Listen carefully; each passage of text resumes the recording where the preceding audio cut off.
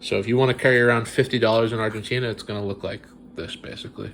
Maybe you could change these 10 100s to another one, but yeah, like it fills up a wallet. But it's okay because things are pretty cheap in Argentina. Now, why do I have these? Can I just get it when I get to Argentina? The answer is yes. It's pretty easy to get pesos in Argentina, but not as easy as any other country in the world. So what do I mean by that? Well, first of all, the exchange rate in the official exchange rate, rather, that you get at a currency exchange, like an official thing on a street corner or in an airport, they give you like half the value for your dollar. So they'll give you like 150 to 1, or like probably now like 160, 170. But if you go to like a blue market, they call it the dollar blue exchange guy on Florida Street.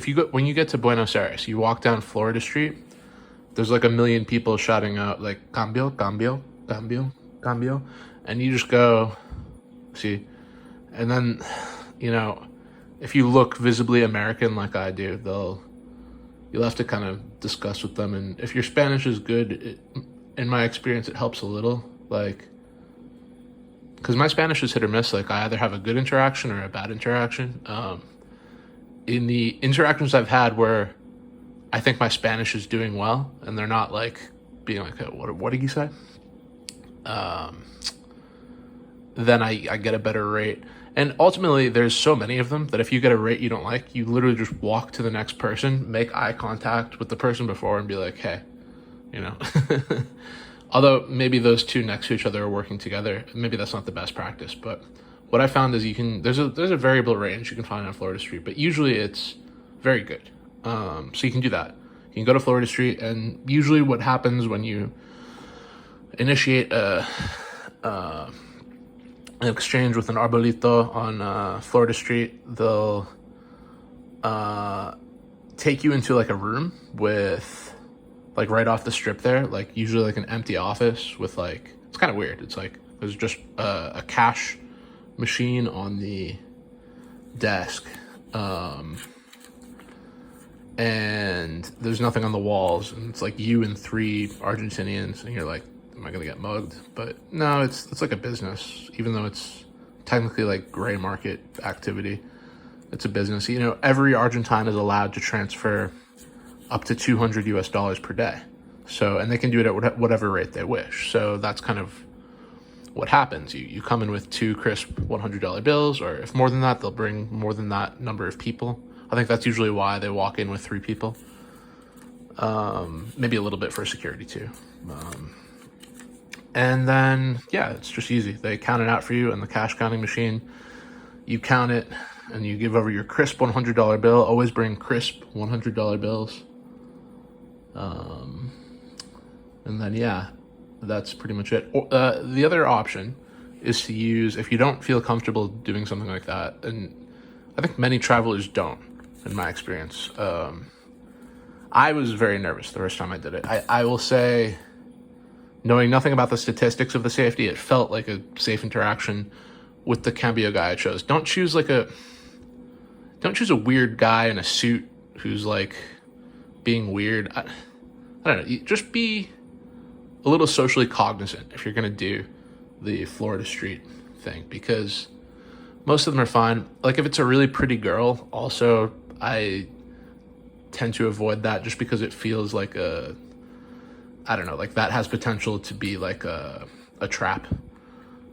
Basically, I go to like a 50-year-old man who like has clearly been doing it for 15 years. Like he has the rhythm down, and I'm just like, all right, so this guy's been doing it for this long.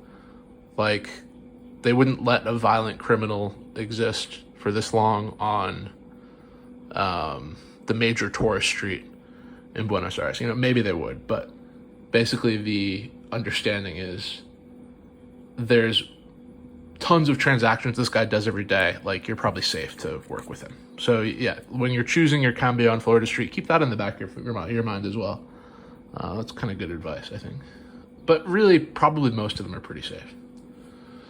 But, okay, if you don't want to do that, if you don't want to go to Florida Street, you can just use Western Union. Now, the problem with Western Union is it might take a number of days to get the exchange that you want. And you'll have to, like, probably realistically, if you're using like a VPN or you're initiating the transfer from a weird country like Paraguay or something, like, they'll probably call you. And so that's sometimes hard. It's easy for me because my phone number is on a Google Voice account, so I can call them through my computer. But yeah, if you just don't have a US phone service plan and you're kind of in between SIM cards, that can be annoying. They'll call you on your last SIM card. I've heard of that happening to people, or not for specifically for Western Union, but just for like things related to this. Like, anyway, so yeah, like, you go to Western Union and you pass the security check. You have to give them, like, your social security number, I believe. Western Union is a legit company that operates all around the world. And basically you charge your Western Union account with a United States credit card, United States bank account using ACH transfer, and there might be one other option, like a debit card. It might be the middle option. And the credit card has the highest fees, but it results in a transaction occurring right away. And the debit card is in the middle, and that'll take like 1 to 3 days maybe, and this is off the top of my head from when I was looking at this like 4 months ago. And it'll be like slightly less fees, and then the lowest fees are an ACH transfer, which takes 5 days and lets you charge your Western Union account. Now, the reason I don't like using Western Union is because there's a fee every time you do it, regardless of the method. Like, even if you did the ACH transfer, there's going to be some sort of fee. So if you're incentivized to do like fewer transactions per trip. But if you're someone like me, like, I'm going to be in Buenos Aires for the next 2.5 months. So like the exchange rate is going to change a lot during those 2.5 months. For me to do a large transfer right when I get to Buenos Aires, I'm losing money on that. And then I'm also losing money just on the fees. So, then you get into like this math problem of, do I do transactions every 2 weeks and pay the fee each time, but hoping that it keeps up with the exchange rate?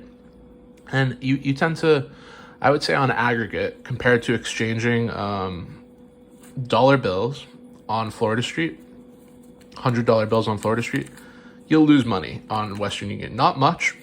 It's still a worthwhile thing, and especially if you're interested in security and, like operating with a legit business, like, yeah, it's probably a no-brainer for most people, or for some people. But yeah, those are your two options. And then like the really bad option would be to purchase things with your American credit card, or to go to like an ATM in Argentina. That would be a very bad idea. Basically it would be like everything in the country would cost you twice as much if you did that. So just don't. Yeah, but as of right now, I've got my pesos. They're ready to pay for my cab ride from the airport.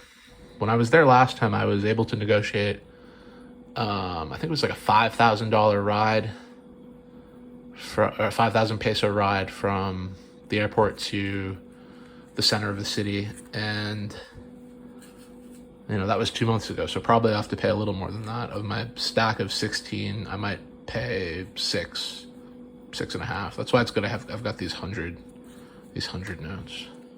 It's so funny that each of these 100 peso notes is 30 cents, right? But they still have 1 peso coins. So think about the value of that. It's 0.3 cents, right? Just simple math. I think there are half peso coins, if I remember correctly. So they'll give you a coin that's worth 1/10 of a penny. And yeah, you'll end up with a stack of them. Maybe 1 peso is the least they'll give you. I don't really remember. I go to so many places with fucked up inflated currencies. But yeah, anyway.